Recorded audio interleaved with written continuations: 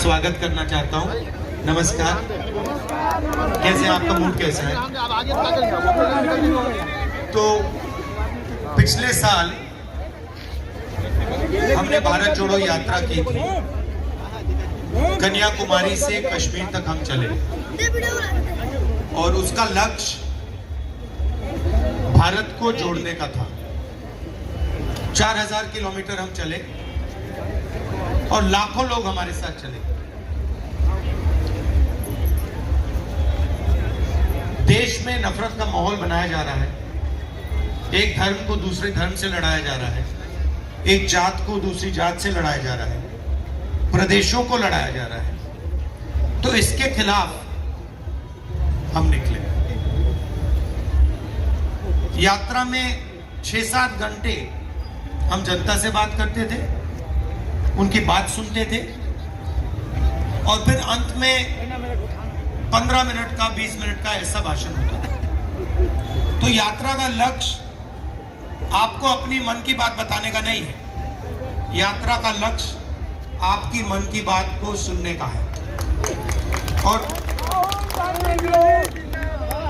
तो पिछले साल जब हम चल रहे थे यात्रा में, तो बहुत सारे लोग आए, उन्होंने कहा देखिए आप कन्याकुमारी से कश्मीर चले हो, मगर छत्तीसगढ़ का, झारखंड का, बिहार का, उत्तर प्रदेश का, नॉर्थ ईस्ट का, इन प्रदेशों का, गुजरात का क्या होगा? तो हमने कहा ठीक है, दूसरी यात्रा करते हैं। भारत जोड़ो यात्रा मणिपुर से लेकर महाराष्ट्र तक। और इसीलिए आज मैं आपके सामने खड़ा हूं। पिछली यात्रा में हमें पता लगा कि नफरत और हिंसा अन्याय के कारण बढ़ रही है। सब लोगों ने कहा कि भाई ये जो माहौल बन रहा है, इसका कारण बेरोजगारी, महंगाई, डर ये है। तो इसलिए इस यात्रा में हमने भारत जोड़ो न्याय यात्रा, न्याय शब्द जोड़ दिया। अब 2-3 तरीके के अन्याय देश में हो रहे हैं। ये आपने जो स्वेटर पहना है, ये कितने का खरीदा आपने? नहीं, आपसे पूछ रहा हूं। हाँ, ये आपने 1000 रुपए का खरीदा। इसमें आपने जीएसटी कितनी दी? 18%। 18%। हाँ, ठीक है। तो इसमें आपने 1000 रुपए पे 12% कितना हुआ? 120 रुपया आपने दिए। आपकी आमदनी क्या है? आमदनी क्या है? हाँ, महीने का बता दो, साल का बता दो। महीने का 50,000 रुपए इनकी आमदनी, और इन्होंने 15% जीएसटी इस शर्ट पे दी। अब यही शर्ट अगर अदानी खरीदता, यही शर्ट अगर 1000 रुपए की शर्ट वो जाके मार्केट में खरीदे, वो कितनी जीएसटी देगा? वो भी इतनी देगा जितनी आपने दी। आपकी आमदनी 50,000, उसकी आमदनी कितनी? 50 करोड़। क्या बोल रहे हो भाई? अरबों में। तो अरबपति उतनी ही टैक्स दे रहा है जितना गरीब दे रहा है। वो 1 लीटर पेट्रोल खरीदता है, वो शर्ट खरीदता है, वो पैंट खरीदता है, वो जूता खरीदता है। जितनी जीएसटी आप देते हो उतनी वो देता है। अब उसके बाद क्या होता है? जीएसटी का पैसा आपके जेब में से जाकर सरकार के पास जाता है। अब सरकार क्या कर रही है? आपका जीएसटी का पैसा जो जा रहा है, इंफ्रास्ट्रक्चर बनता है तो अदानी को देती है, एयरपोर्ट बनता है तो अदानी को देती है, पोर्ट बनता है तो अदानी को देती है, खदान दे दिया अदानी को, आदिवासियों की जमीन छीन ली। तो आप जीएसटी भर रहे हो, आपकी जीएसटी का पैसा वही 2-3 अरबपतियों को जा रहा है। भैया मुझे ये फोन दिखाओ, ये मेड इन चाइना फोन है। वीवो का है, मेड इन चाइना है ना, मेड इन इंडिया तो नहीं है ना। तो इस फोन में से हिंदुस्तान के युवाओं को रोजगार मिला? नहीं मिला ना। किसको मिला रोजगार? चाइना को। अब इस फोन को हिंदुस्तान में कौन बेचता है? अदानी और अंबानी। तो चाइना के युवाओं को फायदा मिल रहा है, रोजगार मिल रहा है, और किसको फायदा मिल रहा है? अदानी और अंबानी को। नुकसान किसका हो रहा है? नुकसान हिंदुस्तान के जो छोटे व्यापारी हैं उनको हो रहा है, जो स्टूडेंट्स को हो रहा है, युवाओं को हो रहा है। क्यों? क्योंकि यहां पे जॉब नहीं मिल रही। तो ये हुआ आर्थिक अन्याय। आप लोग महंगाई से हो, आप लोगों को रोजगार ना मिले, चाइना का माल यहां बिके, अदानी को उसका फायदा मिले, अंबानी को उसका फायदा मिले, चाइना के माल का जो फायदा हो उनकी जेब में जाए, और बाकी चाइना की कंपनी को और चाइना के स्टूडेंट्स को, चाइना के युवाओं को। तो ये हुआ आर्थिक अन्याय। उसके बाद भी बीजेपी ने नोटबंदी, जीएसटी लागू की। जीएसटी का मैंने आपको समझाया। नोटबंदी से यहां किसी को फायदा हुआ? किसको फायदा हुआ? अदानी जी को। तो पूरा सिस्टम 3-4 लोगों के लिए चलाया जा रहा है। आप किसी भी छोटे दुकानदार से पूछ लो, किसी भी छोटे बिजनेस वाले से पूछ लो, आपको बताएगा जीएसटी और नोटबंदी हथियार हैं। हथियार है, हमें मारने के हथियार है। कोई भी इंडस्ट्री देख लो आप, पावर इंडस्ट्री देख लो, डिफेंस इंडस्ट्री देख लो, स्वास्थ्य की इंडस्ट्री देख लो, रिटेल देख लो, एयरपोर्ट देख लो, कोई भी देख लो, उसमें आपको यही 4-5 लोग दिखेंगे। चुने हुए लोग देश का पूरा फायदा उठा रहे हैं, बाकी जनता देखती जा रही है, महंगाई से दब रही है। तो यह हुआ आर्थिक अन्याय।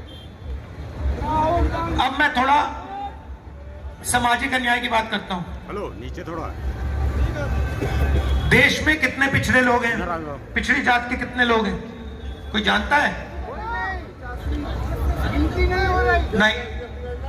ये कह रहे 36, मैं कहता हूं नहीं। हाँ, 90% भी नहीं है, 50% है। देश में पिछड़ी जात के 50% लोग हैं, ठीक है? दलित कितने हैं? नहीं। कितने हैं?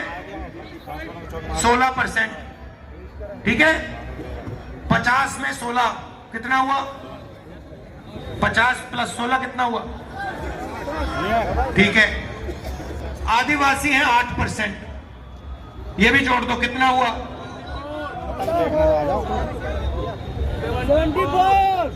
74, ठीक है? ठीक है।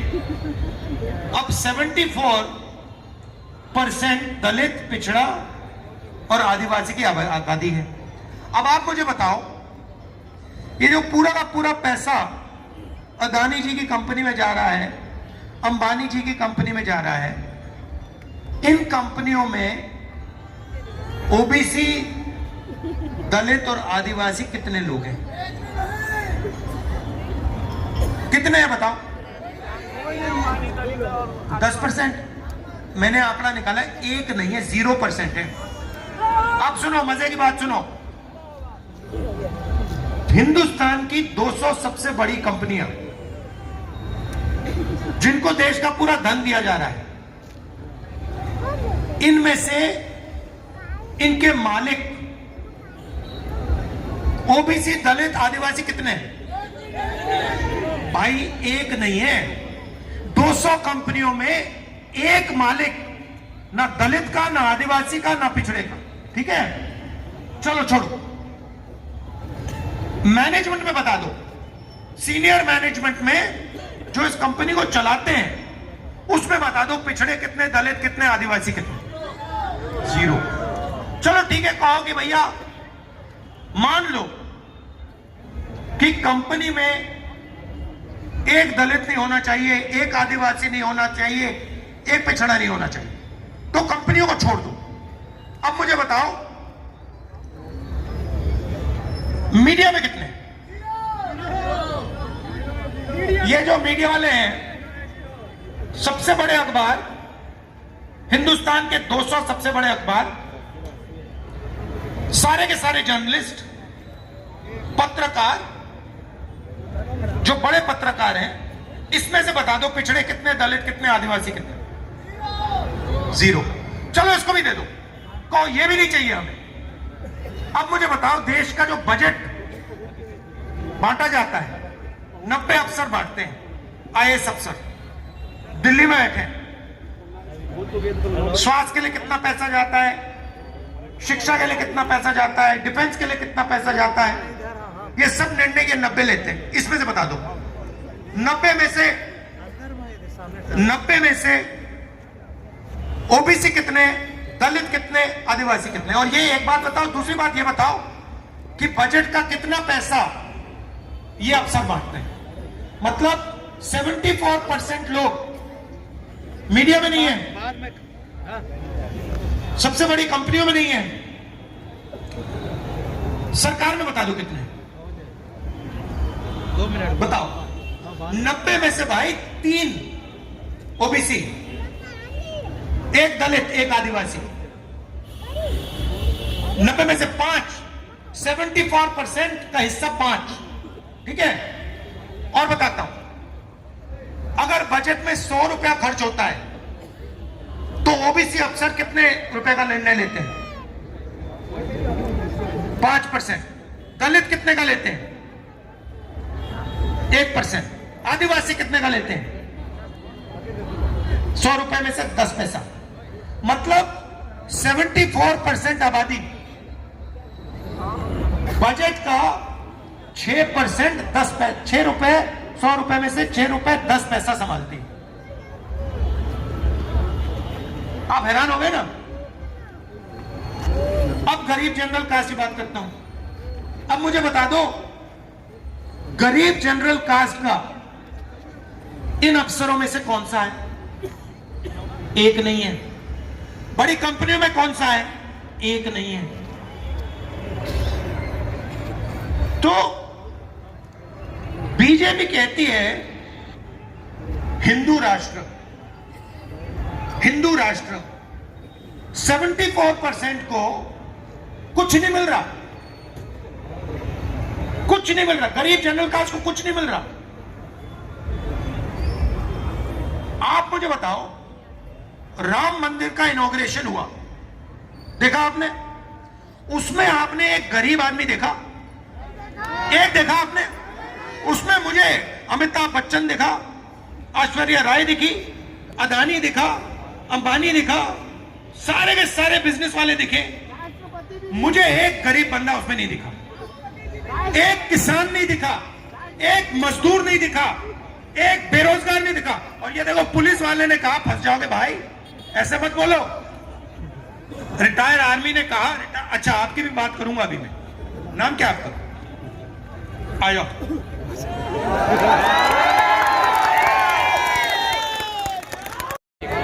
ये देखो आया बब्बर शेर। अब सुनो, एक मुझे वहां पे किसान नहीं दिखा, एक मजदूर नहीं दिखा, एक बेरोजगार नहीं दिखा, एक छोटा दुकानदार नहीं दिखा, एक चाय वाला नहीं दिखा, और सारे के सारे जो अरबपति हैं वो दिखे। और वहां पे वो बड़े लंबे लंबे मीडिया को भाषण दे रहे हैं। अंबानी जी दे रहे हैं, अदानी जी दे रहे हैं, उनकी बीवी दे रही है, उनके बच्चे दे रहे हैं। आपने देखा होगा भाइयों, ये 74% जो है ना लोग, और इसमें आप 2-3%, 4%, 5% जनरल कास्ट के गरीब लोगों को जोड़ दो, इनका इस देश में कुछ नहीं बचा। इनको बस या थाली बजानी है या मोबाइल फोन दिखाना है, घंटा बजाना है, ताली बजानी है और भूखा मरना है। ठीक है? अब आप पूछोगे भैया, आप पूछोगे मुझसे कि भैया आप भाषण कर रहे हो, ये आपका मीडिया में भाषण क्यों नहीं आता? मीडिया में 24 घंटे नरेंद्र मोदी जी दिखेंगे, अंबानी जी दिखेंगे, अदानी जी दिखेंगे, रामदेव बाबा दिखेंगे, राहुल गांधी नहीं दिखेगा। क्यों? क्योंकि राहुल गांधी ये बात करता है। राहुल गांधी 4000 किलोमीटर चल गया ये बात बोलते बोलते बोलते। वो अलग बात है, थका नहीं, क्योंकि आपने थकने नहीं दिया, आपने इतना प्यार दिया। तो ये देश के सामने सबसे बड़ा मुद्दा पता है क्या है? और आप सबको हर रोज सुबह उठ के अपने आप से यह सवाल पूछना चाहिए। आपने ये टोपी पहन रखी, आप वर्कर हो, आ जाओ आ जाओ आ जाओ आ जाओ।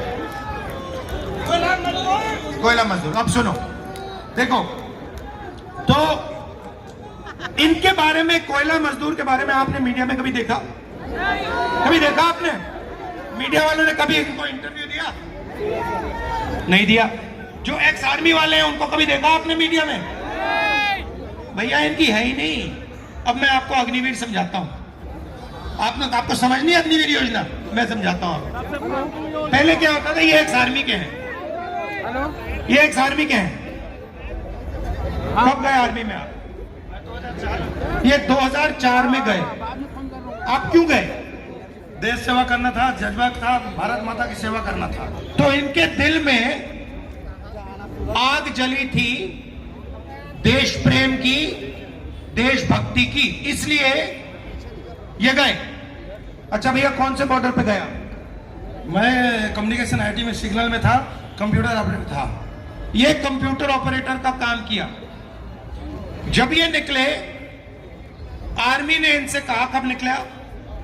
फरवरी 2020 में। ये 2020 में रिटायर हुए। आर्मी ने इनसे कहा, देखिए भाई, आपने हमारे लिए सेवा की है, आपके दिल में देशभक्ति है, हम आपकी रक्षा करेंगे, आपको पेंशन देंगे, आपकी देखभाल करेंगे, ठीक है? अब अग्निवीर योजना लाते हैं। अग्निवीर योजना में यही जो इनके दिल में भावना थी, वही सब अग्निवीरों के दिल में है।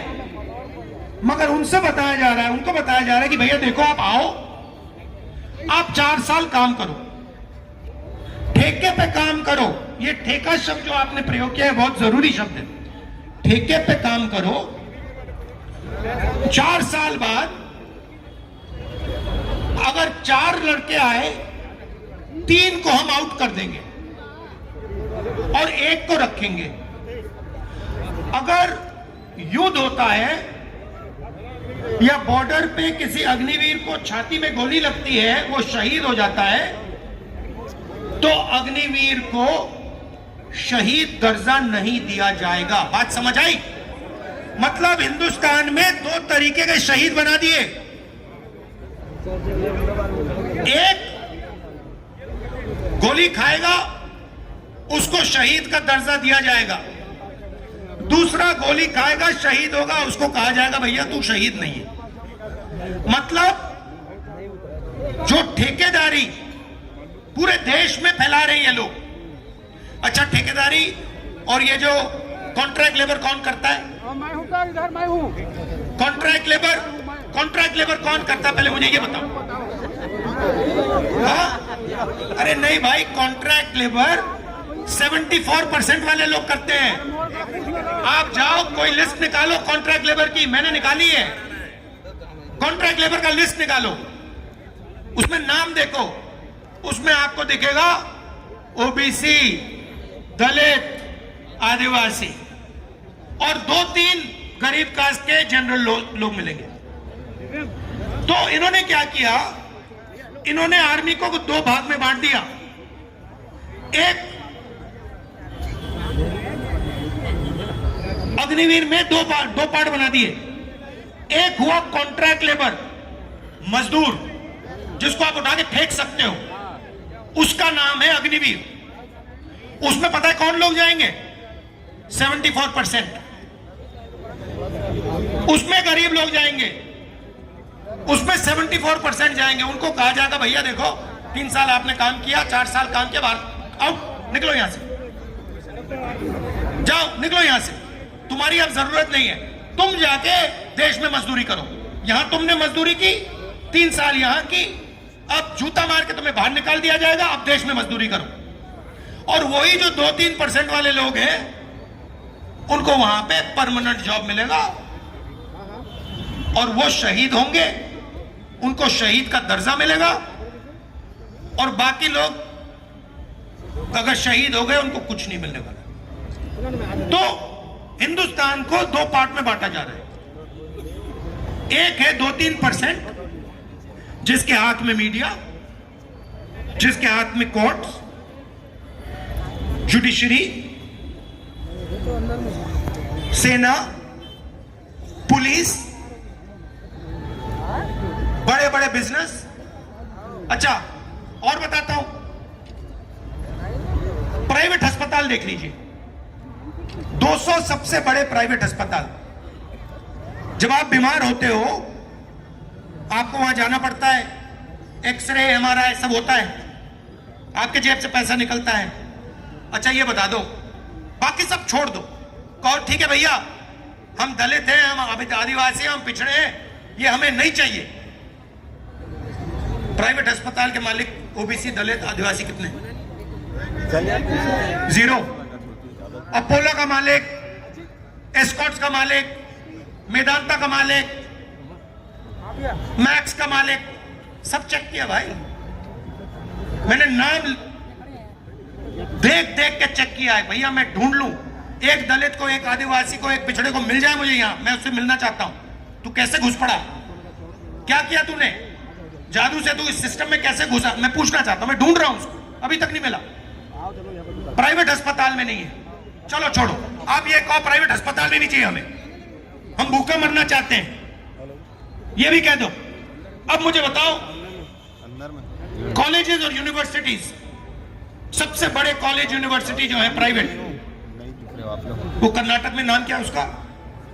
अलंकार नाम क्या है कर्नाटक में बड़ा वो जो है बिग यूनिवर्सिटी? महिपाल। ऐसी बड़ी बड़ी यूनिवर्सिटियां हैं, इसमें बता दो, इसके मालिक बता दो, दलित, आदिवासी, पिछड़े कितने? 0। तो क्या कर रहे हो आप लोग? मुझे समझ नहीं आ रहा। आप सो गए हो, आपने बात मान ली, आप हार मान गए और 24 घंटा जय श्री राम, जय श्री राम, जय श्री राम, वो सब ठीक है, मगर आपके जेब से रोज पैसा छीना जा रहा है, निकाला जा रहा है, आप भूखे मर रहे हो। पिछले, अगर मैं यहां 100 साल पहले आता और मैं पूछता भैया नशा किन चीजों से होता है, आप मुझे क्या बताते? शराब और गांजा, चरस। और नशे का मतलब क्या होता है? नहीं, नशे का क्या मतलब होता है? नशे का मतलब जो जिंदगी है उससे उस व्यक्ति का ध्यान उतर गया, नशा वो होता है। सही? मतलब जो जी रहा है मगर उसका ध्यान जिंदगी से हट गया, वो नशे में है। मैं यात्रा में जा रहा हूं, मैं स्टूडेंट से पूछ रहा हूं भैया एक बात बताओ, ये जो तुम्हारा सेलफोन है इसमें तुम्हारा ध्यान कितने घंटे रहता है? 8 से 10 घंटे। हिंदुस्तान के युवा सेलफोन दिखाओ, 8 से 10, चाइना वाला सेलफोन दिखाओ, 8 से 10 घंटे हिंदुस्तान के युवा ये करते हैं, ये कर रहे हैं, रात भर 24 घंटा यही करते हैं। मतलब ये नशा नहीं हुआ क्या? ये 21वीं सदी का नशा है और क्या है? ये सबसे खतरनाक नशा है। और नशा आपको क्यों लगाया जा रहा है मैं बता देता हूं। क्योंकि भाइयों और बहनों, जो अदानी है ना, अंबानी जो है ना, ज्यादा से ज्यादा लिख के ले लो, सेलफोन पे दिन में 10-15 मिनट रहेगा। क्यों? वो पैसा कमा रहा है भाई, वो आपका पैसा ले रहा है 24 घंटा, धड़ाधड़ धड़ाधड़ धड़ाधड़ धड़ाधड़ पैसा आ रहा है। मैं एक दिन कुवैत जगह कुवैत का नाम सुना है? कुवैत जगह मैं गया, मुझे वहां पे कुवैत में बुला दिया। उन्होंने मुझसे पूछा, वहां की सरकार ने मुझसे पूछा, भैया एक बात बताओ, आप कुछ देखना चाहते हो? मैंने कहा हाँ मैं देखना चाहता हूं। कहते क्या देखना चाहते हो? मैंने कहा जो तेल निकलता है ना वो मैं देखना चाहता हूं। तो मैं वहां गया, उन्होंने कहा चलिए, मुझे ले गए। आप में से किसी ने देखा है जहां तेल निकलता है? मैं हैरान हो गया। जैसे यहां पे पानी के कुएं होते हैं ना, वैसे 150 कुएं थे। कुएं के अंदर पाइप से तेल निकल रहा था, और एक बीच में एक घर था, ऑफिस सा था, उस पे सारे के सारे पाइप जा रहे थे। फिर मुझे वो ऑफिस ले गए। मैंने वहां देखा, पहली बार जिंदगी में देखा, स्क्रीन सी थी, उस पे नंबर चल रहे थे, 1 2 3 4 5 ऐसे, मतलब तेजी से नंबर चल रहे थे। मैंने उनसे पूछा ये नंबर क्या है? मतलब ये हर सेकंड 500 700 बढ़ता जाता है। मैंने कहा ये है क्या? ये पता क्या था? कमाई थी भाई, कमाई। वो हर सेकंड 400-500 डॉलर कमा रहे थे। जैसे मशीन चलती है ना, ड्रिल की मशीन चलती है ना, घूमती है ऐसे, वैसे उनका पैसा बन रहा था। वहां उन्होंने मुझे दिखा दिया। यहां आपको दिखाते नहीं है। यहां भी इनके घरों में ऐसी मशीन है, चलती जाती है। पैसा कहां से आ रहा है? तेल से नहीं आ रहा भाइयों और बहनों, आपके जेब से आ रहा है, आपके खदानों से आ रहा है, आपके कमाई से आ रहा है। मगर आपको समझ नहीं आ रही बात। मैं तो पागल हो गया। मैं बोलता जा रहा हूं, आपको समझ नहीं आ रही। 24 घंटा बैठे हुए सेलफोन देख रहा है, कोई सेलफोन देख रहा है। तो ये पूरा जो किया जा रहा है, आपके ध्यान को इधर उधर करने के लिए किया जा रहा है। चाहिए सेलफोन हो, चाहिए मीडिया हो। कभी आपको आपके सामने अक्षय कुमार को नचा देंगे, देखा आपने? वो डांस करेगा, पूरा हिंदुस्तान देखेगा भैया अक्षय कुमार ने डांस मारा। फिर ऐश्वर्या राय को नचा देंगे, भैया पूरा हिंदुस्तान कहेगा ऐश्वर्या राय ने डांस मारा। आप बातचीत में लगे रहो, आपका पैसा जाता जाएगा, जाता जाएगा, जाता जाएगा। अरे जाग जाओ भैया, कब जगोगे? नहीं अभी नहीं जगे। मैं जाऊंगा, फिर से सेलफोन पे चले जाओगे, कहोगे राहुल गांधी चला गया, चलो सेलफोन देखते हैं, ऐश्वर्या राय देखते हैं, शाहरुख खान को देखते हैं। और ये बेचारा जो है, ये अपनी पूरी जिंदगी काम करेगा। इसके बच्चे क्या करते हैं? आप कोल इंडिया में आपके बच्चे क्या करते हैं? मेरा लड़का बीटेक कर रहा है। बीटेक कर रहा है।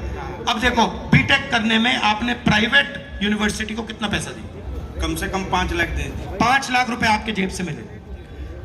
आपको क्या लगता है, आपके बेटे को रोजगार मिलेगा? कुछ रोजगार नहीं मिलेगा। मोदी जी कहते हैं कि विकास विकास। मेरा लड़का बीटेक करके आज कुछ नहीं कर पा रहा है, और बोलते हैं कि रोजगार दे रहे हैं। पकौड़ा बेचने के लिए तो बोलते हैं, और क्या बोलेंगे? अब सुनिए बात। मैं आपको पूरा डिजाइन समझाता हूं।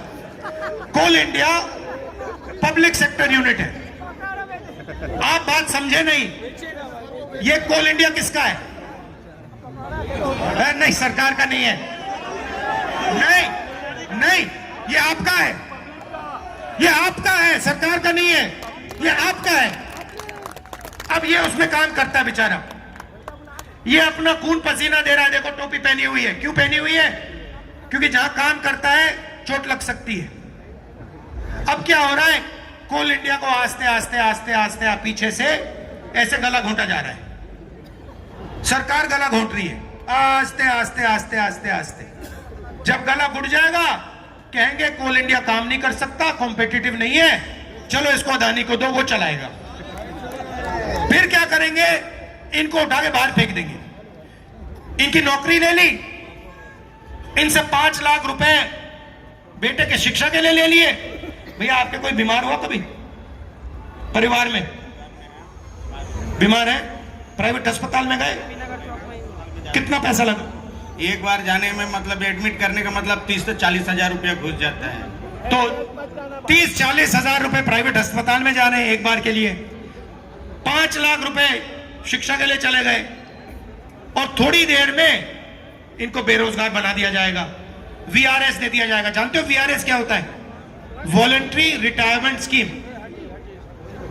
पैसा कहां जा रहा है? अदानी, अंबानी, बिरला, टाटा, वेदांता, नाम चुन लो। रामदेव, आज तो कल को रामदेव बाबा के यहां भी जा रहा है, जिंदल। तो और इसमें से अगर ये चाहे, इसने सपना देख लिया, बेटा का नाम क्या है? इसने सपना देख लिया कि मैं चाहता हूं कि एक दिन मेरा बेटा सौरभ बिजनेस चलाए और एक दिन अपने बिजनेस का मालिक बन जाए। अगर इन्होंने सपना देख लिया तो सबसे पहला काम बैंक इनको कहेंगे, भैया तुम्हें तो हमें 1 रुपया नहीं देने वाले। सीधा पैसा किसका? जीएसटी से आया, आपका पैसा पब्लिक सेक्टर बैंक में गया, आपको कहते हैं आपको नहीं मिलेगा। तो मैं क्या चाहता हूं? मैं चाहता हूं कि इनकी आवाज हिंदुस्तान सुनना शुरू करे। मीडिया में इनका भी चेहरा है। इनसे पूछा जाए, भाई आपने 5 लाख रुपए दिए, आपको डर किस बात का लगता है? आप घबराए हो, क्यों घबराए हो? आपकी मदद कैसे की जाए? ये मीडिया में बातचीत चले। मीडिया का ये काम है। तो ये मैं आपसे कहना था। बस एक बात मैं आपके साथ छोड़ना चाहता हूं, आपके साथ सबके साथ। आप बाकी सवालों में मत पड़ो। जो आपको करना है करो। सेल फोन देखना है, सेल फोन देखो, करो, मगर एक सवाल, सुबह एक बार, लंच टाइम एक बार, और सोने से पहले एक बार एक सवाल पूछो बस, कि हिंदुस्तान का जो धन है, आज इस धन में से मुझे कितना मिला? बस ये सवाल पूछना, बस यही सवाल है, और कोई सवाल ही नहीं है। आपको मस्जिद जाना है, मस्जिद जाओ, मंदिर जाना है, मंदिर जाओ, गुरुद्वारा जाना है, गुरुद्वारा जाओ, आपको सेलफोन देखना है, सेलफोन देखो, ये आपका काम है। मगर मेरे साइड से सुबह जब आप उठोगे, आप एक सवाल पूछो, यार मैं उठा हूं, मैं भारत माता का बेटा हूं, भारत माता की मैं बेटी हूं। इस भारत माता ने जो इसका पूरा का पूरा धन है, इसमें से आज मुझे कितना दिया? बस ये सवाल पूछो। ये सवाल पूछो। इस सवाल से, जिस दिन आपने ये सवाल पूछना शुरू कर दिया, अगर 10 लाख लोगों ने ये सवाल पूछ दिया, ये पूरा देश हिल जाएगा ऐसे। क्योंकि आपको बात समझ नहीं आ रही। मुझे अच्छा नहीं लग रहा, मैं कह रहा हूं, मगर आपको बात समझ नहीं आ रही। आपका जेब काटा जा रहा है, आपसे चोरी की जा रही है, आपके ध्यान को भटकाया जा रहा है 24 घंटा। अच्छा, आखिरी बात, मैंने पिछड़ों की बात की, दलितों की बात की, आदिवासियों की बात की। आपको मालूम है कि नरेंद्र मोदी पिछड़े पैदा नहीं हुए? सबको मालूम है? आपको मालूम है कि गुजरात सरकार ने साल 2000 में मोदी जी को जात को जनरल कास्ट से ओबीसी कास्ट में डाला है। नरेंद्र मोदी जी ओबीसी हैं क्योंकि उनकी जात को साल 2000 में गुजरात सरकार ने, मतलब स्वयं नरेंद्र मोदी ने,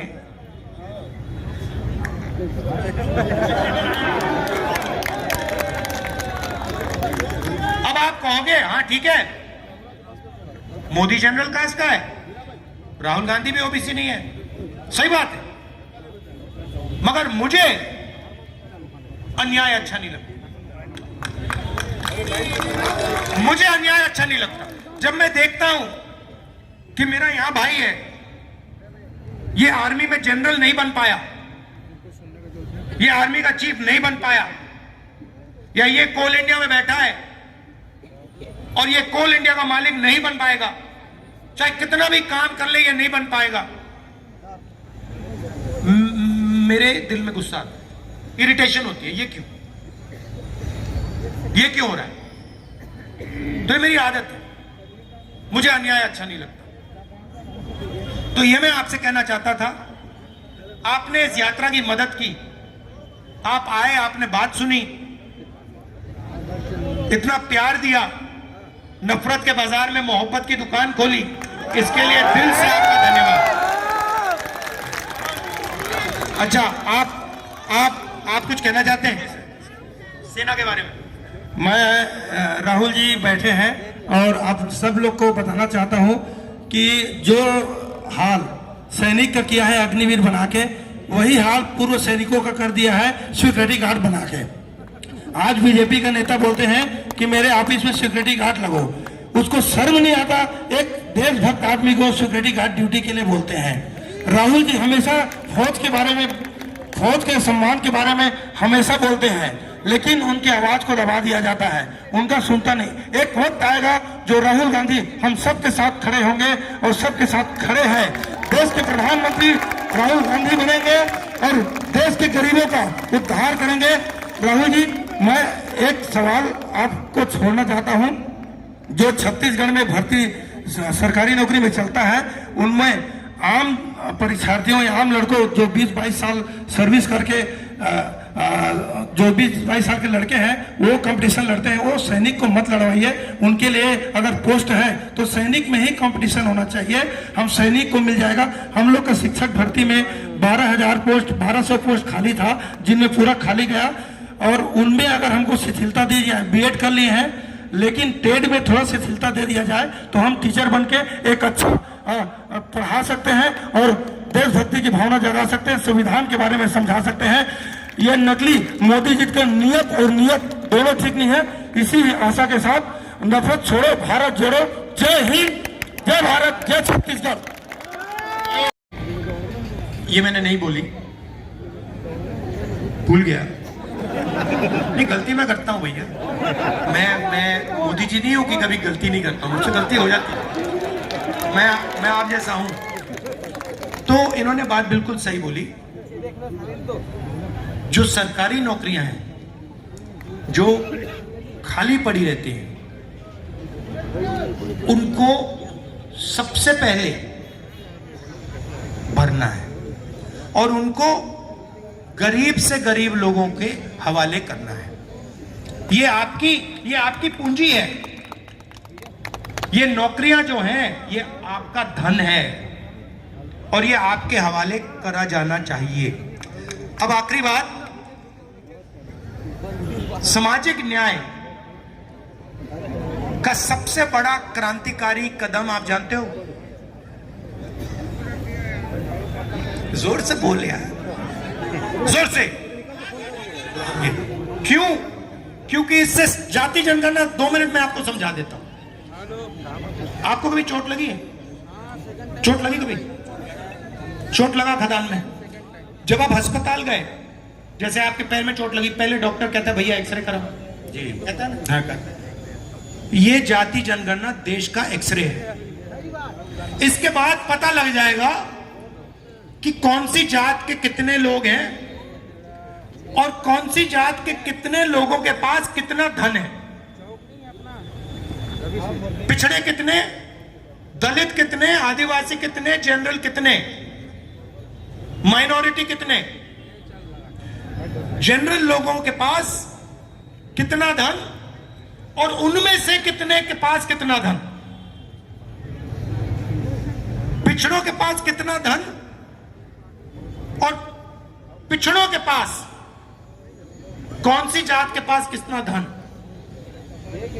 फिर सबको पता लग जाएगा भैया हिंदुस्तान में भागीदारी किसकी कितनी हो रही है। जाति जनगणना के एकदम बाद आपको एक बात पता लग जाएगी कि हिंदुस्तान का 90% धन 1% लोगों के हाथों में है। उसमें ना कोई गरीब जनरल कास्ट का है, ना कोई पिछड़ा है, ना कोई दलित है, ना कोई आदिवासी है। उसके बाद सच्ची राजनीति शुरू होगी। जैसे हमने आजादी ली, सफेद क्रांति, हरी क्रांति, बैंक नेशनलाइजेशन, कंप्यूटर रेवोल्यूशन, ये सब क्रांतिकारी काम थे। अगला क्रांतिकारी काम जाति जनगणना है और उसको हम मिलके करवाएंगे, उसको कोई रोक नहीं सकता। अब ये मैं आपसे कहना चाहता था, बहुत लंबा आपका बहुत समय ले लिया मैंने। दिल से आपका धन्यवाद। जय हिंद।